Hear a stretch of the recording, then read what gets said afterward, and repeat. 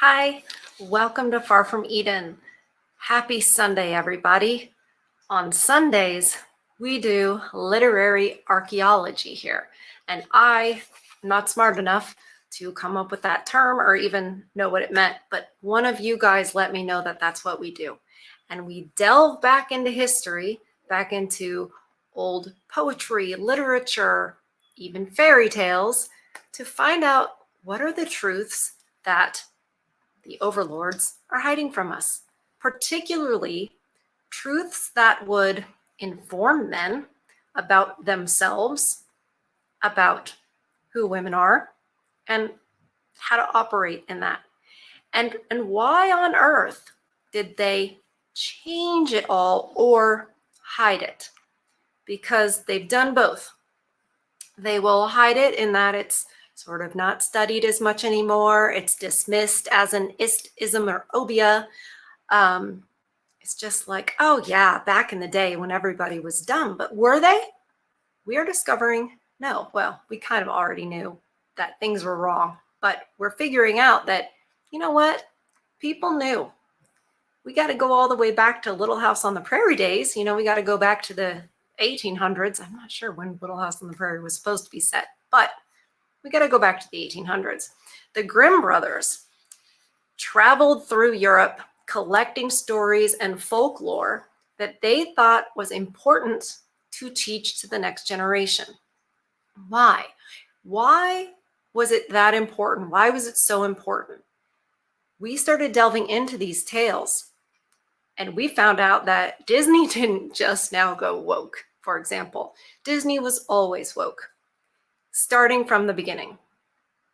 And some of you guys already knew that. They already knew the history of Walt Disney, etc. That's just an example. Obviously, Disney didn't cover all these fairy tales. There's so many. But that's how we got down this road. So we are going through the Grimm fairy tales one by one until we finish, which is going to be a lot, but it's been great. And there's always something in these lessons that we see as missing from today. And I have to say, I am a big fan of the patriarchy because I am not one that thinks of the patriarchy as ever being evil. I think it has God at the top, then men, then women. Now, what comes with men being at the top? A ton of responsibility, right? A ton of responsibility. It isn't just, oh, we're going to be powerful tyrants. No, we wouldn't have this lovely society. Well, it used to be lovely in the West, in Christendom, if they were that way. I know. Unfortunately, they're so nice and generous that, it's kind of gone topsy-turvy now. But I digress. So we're going one by one as it is listed in my book right there. But we found out that book isn't old enough. That book is from the 20th century, early 20th century, which a lot of us would think, oh, wow, we really knew what we were doing back then. No, you got to go back earlier. Because in that old book, the stories are already changed in some of them. So we got to go back. I have a good new, not new, but published more recently so that the book isn't old, but it contains the old tales. I have not gotten it from the post office yet. That's a whole other story. Y'all who are with me every week know it's the car saga, but that's okay. So thankfully, the internet, I think, is still giving me the correct stories. Today is The Wonderful Musician. And I'm excited. We don't know what it's about. Somebody said in the last Sunday with a fairy tale, why don't you read these ahead of time? And the reason I don't is because, yeah, I could read it ahead of time, think about what I think about it, and just feed it to you. But the whole point is that we read it together, and I don't know what's coming up. And then when we're in the chat together, we discuss and think about what you guys think is the meaning. This isn't like a class where I just teach and you guys just listen. This is your all's channel, it's not for me. Although I selfishly enjoy being in the chat with you guys. First of all, you're hilarious. But I learn things every time. Like, I benefit so much from just knowing you guys. So, it's just how it is. All right. This one says it's from 1812. So go in your mind what you know about history, when that was, and realize that these stories were already old when they were, first published by the Grimm brothers. These are old truths. The wonderful musician. A wonderful musician was walking through a forest, thinking of nothing in particular. When he had nothing more left to think about, he said to himself, "I shall grow tired of being in this wood, so I will bring out a good companion." He took the fiddle that hung at his back and fiddled so that the wood echoed. Just want to say, men going to nature for peace and to feed their souls is as old as time. And this is already reminding me of Adam in the garden being lonely before Eve came along. It didn't go quite as well as it could have. Before long, a wolf came through the thicket and trotted up to him. "Oh, here comes a wolf. I had no particular wish for such company," said the musician. But the wolf drew nearer and said to him, "Oh, you musician, how finely you play. I must learn how to play too." "That is easily done," answered the musician. "You have only to do exactly as I tell you." "O musician," said the wolf, "I will obey you as a scholar does his master." The musician told him to come with him. As they went a part of the way together, they came to an old oak tree, which was hollow within and cleft through the middle. "Look here," said the musician, "if you want to learn how to fiddle, you must put your 4 feet in this cleft." The wolf obeyed, but the musician took up a stone and quickly wedged both his paws with one stroke, so fast that the wolf was a prisoner and there obliged to stop. "Stay there until I come back again," said the musician, and went his way. What? Why? Why? After a while, he said again to himself, "I shall grow weary here in this wood. I will bring out another companion." And he took his fiddle and fiddled away in the wood. Before long, a fox came slinking through the trees. "Oh, here comes a fox," said the musician. "I had no particular wish for such company." The fox came up to him and said, "Oh, my dear musician, how finely you play. I must learn how to play too." "That is easily done," said the musician. "You have only to do exactly as I tell you." "O musician," answered the fox, "I will obey you as a scholar his master." "Follow me," said the musician, and as they went a part of the way together, they came to a footpath with a high hedge on each side. Then the musician stopped, and taking hold of a hazel branch, bent it down to the earth and put his foot on the end of it. Then he bent down a branch from the other side and said, "Come on, little fox, if you wish to learn something, reach me your left forefoot."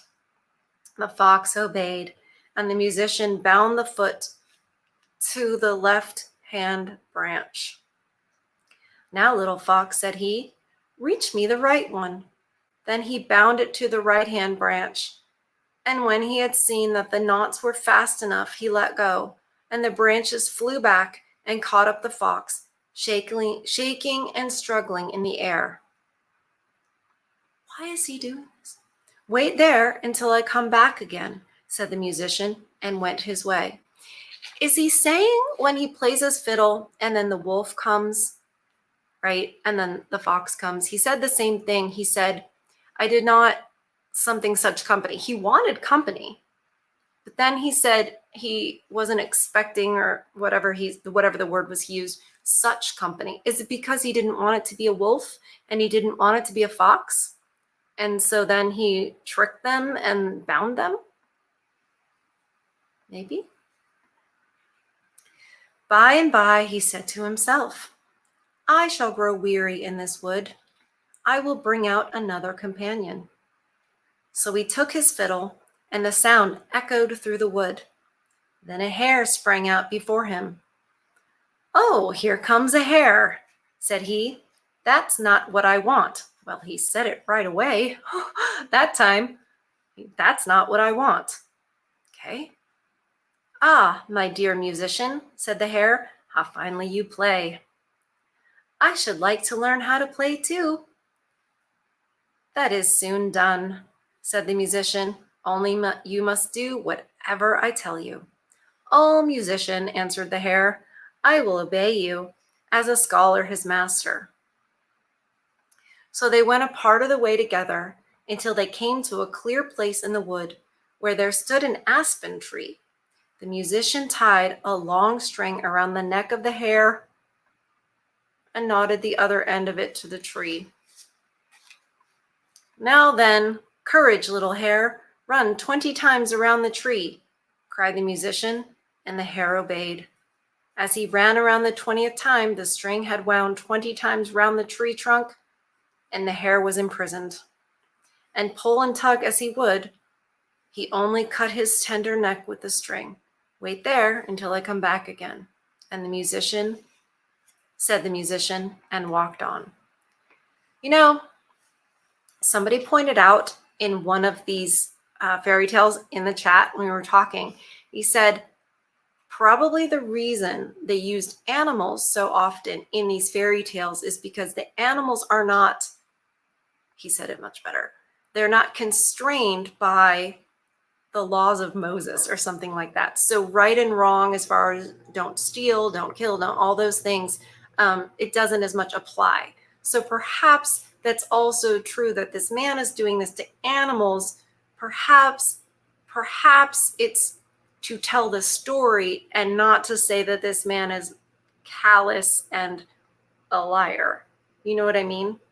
Because that's kind of my sensitivity as a woman. That's where I should say oversensitivity in some ways. That's where I'm getting like, oh, he's lying to them and he's tricking them and he's being cruel to them. But perhaps they use the animals so that that's not what he's doing. Maybe we're just needing to show these were not what the man was looking for when he was trying to attract a companion.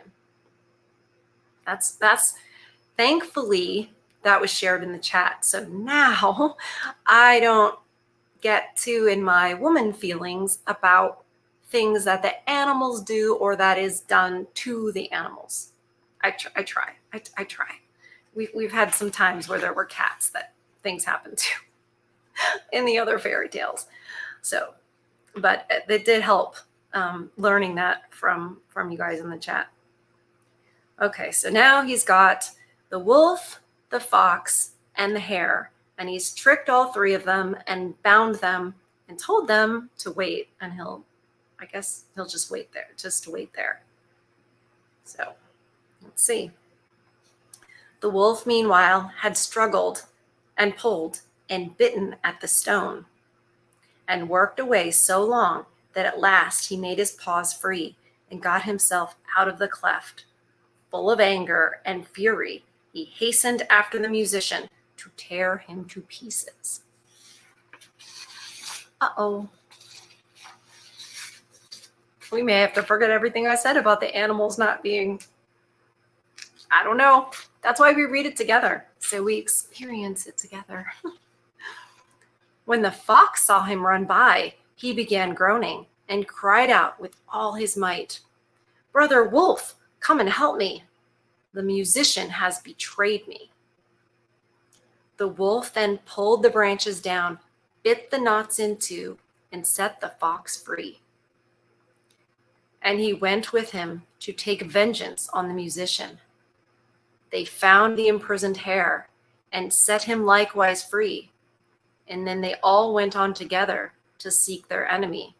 Interesting, because generally the wolf is going to go after the hare as a, dinner. They are all united against their common enemy that has betrayed them. The musician had once more played his fiddle, and this time he had been more fortunate. The sound had reached the ears of a poor woodcutter, who immediately, and in spite of himself, left his work, and with his axe under his arm, came to listen to the music. At last, here comes the right sort of companion, said the musician. It was a man I wanted, and not wild animals. And then he began to play so sweetly that the poor man stood as if enchanted, and his heart was filled with joy. And as he was standing there, up came the wolf, the fox, and the hare, and he could easily see that they meant mischief. Then he raised his shining axe and stood in front of the musician, as if to say, whoever means harm to him had better take care of himself, for he will have to deal with me. Then the animals were frightened and ran back into the wood, and the musician, when he had played once more to the man to show his gratitude, went on his way. Men need other men. They do. Men need men. I was just watching the Jubilee episode of, it was like men's rights activists versus feminists. Oh my goodness. Shout out to Tom. Good dude. Did a great job. But anyway, you guys should check that out.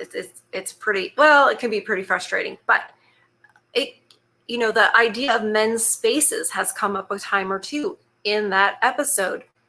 And can you believe, well, of course you can't. The feminists were saying, oh, well, men's spaces, they don't need men's spaces because every space is a man's space once they're allowed to enter it. I about lost my mind when I saw that. I was like, how dare you? No, that's not true at all. Men do not have spaces anymore. They're not allowed to have spaces. They used to even just be able to watch football. Not that I'm a big fan of the bread and circus thing, but they used to at least be able to watch football with the guys. And now the women are in there. And that's fine. I'm not saying women can't enjoy football, but I'm saying, where are the men's spaces? There are none. You're not allowed to say, this is for men only. Look at the Boy Scouts. They can't even have the Boy Scouts because you got to be like, oh, that's not fair. You shouldn't have girls too. And the feminist argument was that, well, we try to have, women's spaces because whenever there's a man, they're just bigger and stronger and louder, and they'll just take over. It is not true. This whole story, from what I can see, is this man was lonely. And it's interesting because the Garden of Eden man was lonely, and there were all these, God was like, here are all the animals for your companions, name them. And Adam did. And then it was like, I'm still lonely, need a companion. So Eve was created out of Adam's rib, right? In this story, it's a lonely musician, and he's looking for a companion, and the animals aren't gonna suffice. And he wanted a man to hang with.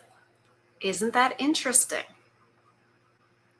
Men need men. Men need brotherhood. It is so lacking in today's world because I guess it's assumed that if you guys happen to get together, you're up to nefarious things. It's dangerous, And honestly, I'm going to go back to Saturday's video. where I talked about that the West hates men. The West that is moving to the left and sort of seems to want communism, you men are standing in the way of that. We know what voting would have looked like over the last 100 years if it had only been men. There would never have been any progressive candidates. Just wouldn't have happened. So it is a fact that men, particularly, non-feminist men, are standing in the way of communism. So we certainly can't have you guys talking to each other and figuring it all out, because not all men are aware of this. Well, goodness gracious, we can't have you talking about it. And that is one reason why YouTube is censored and everything is censored except for X, Rumble, Locals, right? But everything else, you can't say certain things. You men can't talk about your issues. I have to censor myself. YouTube will definitely not push out certain content because they don't want people to hear it.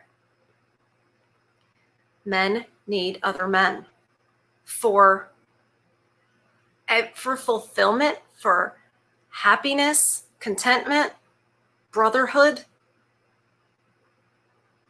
I know I have heard from men who have served in, combat situations or in the army, and the brotherhood they feel with the men that have had their backs and they knew would have their backs. They would come home and realize, yeah, that's nothing. Their wives are not at all. There's not even a ride or die thought in those wives' head. They know if the chips were really down, because they've experienced real brotherhood, and that means real love, they know they're not getting it from their wives. And that's very sad, but it's true. Women don't have that kind of loyalty anymore that they used to. And men seem to only really get that from other men. And that is being prevented because there's no men's only spaces. It's frowned upon just societally. Negative, like, oh, that's locker room talk. This men need to talk the way they need to talk, and women need to shut up about it. Just let them. You know what? I will tell you. You think women get together and it's G-rated? No. It's much more derogatory. It's much more inflammatory, the speech. But I suppose those feminists would say, yes, but we're just mere women. We're just mere women. What can we do? You're stronger and you're this and that. But I'm like, aren't you strong and independent? You're so strong and independent, you can't even handle when they have their own spaces and they have their brotherhood. Men are shamed for that right and left. And to me, that is the message of this story. So if you were to read this to children, they'd be learning that. They'd be learning that it's okay for men to need other men. It's okay. It's good. It's good for men to say, no, I need a man. Remember that whole bromance thing? Like, I don't know, 15 years ago or so? Male friends, it was like, oh, bromance, this, that. It's that little bit of emasculation that they do to try to shame it, to make it seem, less than. But it's something good for you. And the other things I will say in this story, music. So many of you who have suffered through the family court situation, being cast aside because you don't have the 3 6s, 6 feet tall, 6-pack, 6-inch stuff, 6 figure, I don't know, all the, whatever they all are. You guys, a lot of you have taken up learning like guitar, for example, or going back to it. Maybe you played it when you were younger. It's been therapeutic for you. And I've noticed that as a common theme. I have to say that that can't be a coincidence. I think it's very good for you. I think it might be one of those things that really feeds your soul on a level that might not be the same for most women. I think there's a difference for you guys with music. And the other thing is being out in nature. Being out in nature, going back to like from whence you came. You know, you were created from the earth. We were created from your rib. Women don't tend to go to nature the same way you guys do. The other thing one of you guys pointed out to me was the other thing about nature is the natural order. Everything is in order. Everything is in balance. And that is something that is soothing to you guys because this world is chaos. This gynocentric world is chaos. And when you go to nature, the trees don't know anything about feminism. The wild animals don't know anything about feminism and toxic masculinity. You know, you guys go to nature and you're like, yes, all is right in this world. It's all the fakery that tells you it's otherwise. And it's like, oh, that's a social norm or that's programming. And you go to nature and you're like, actually, hierarchies exist and order exists. Male is male, females, you know what I'm saying? And so you guys go out to nature to reconnect with truth. And that seems to be all right here. And of course you don't have fairy tales like this. You also don't have, you know, mothers reading to children like they used to. And he's like, here's your tablet. But in addition to that, the ones that do aren't reading this. Isn't that interesting? We couldn't possibly teach children this. Like, well, where's the women in this story? You know what I mean? You guys can hear it right now. Oh, this was good. Simple, but you know what? Most of this stuff is actually pretty simple. Just like when you guys go to nature.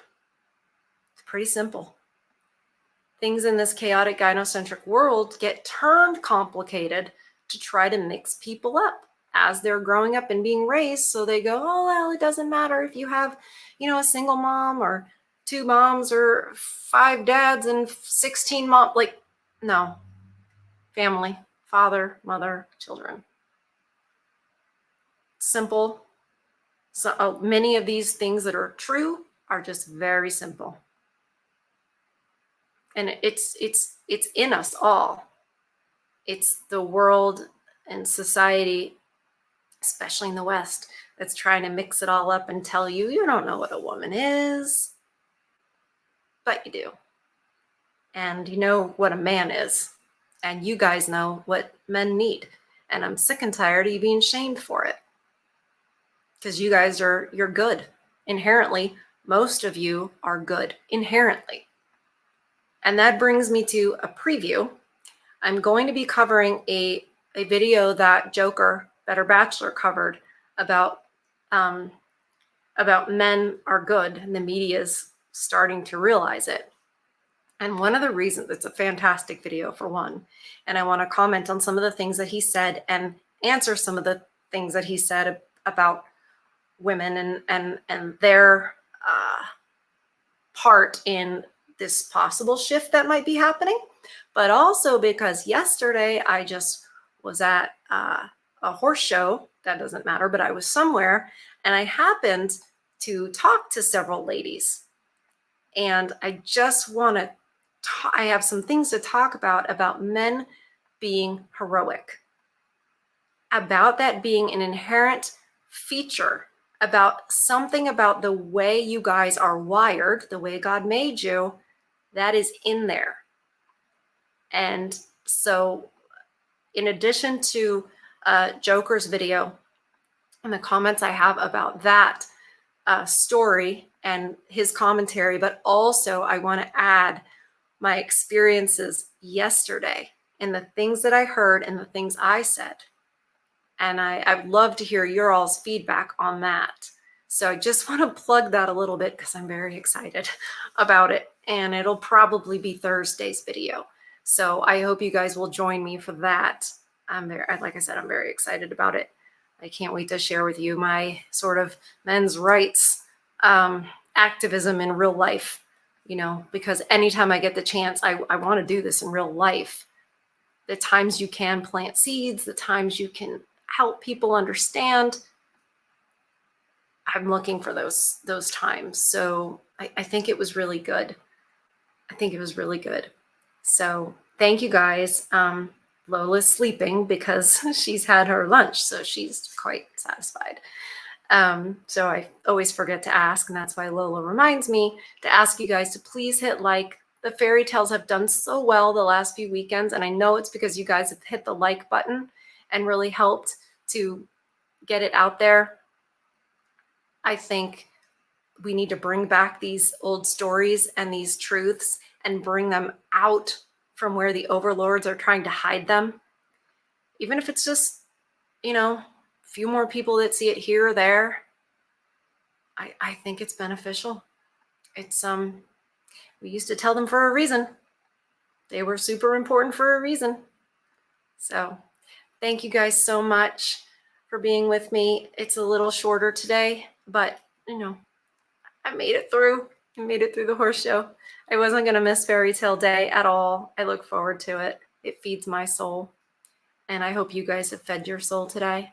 I hope you're protecting your peace. And I'll see you guys on the next one. Love you. Bye.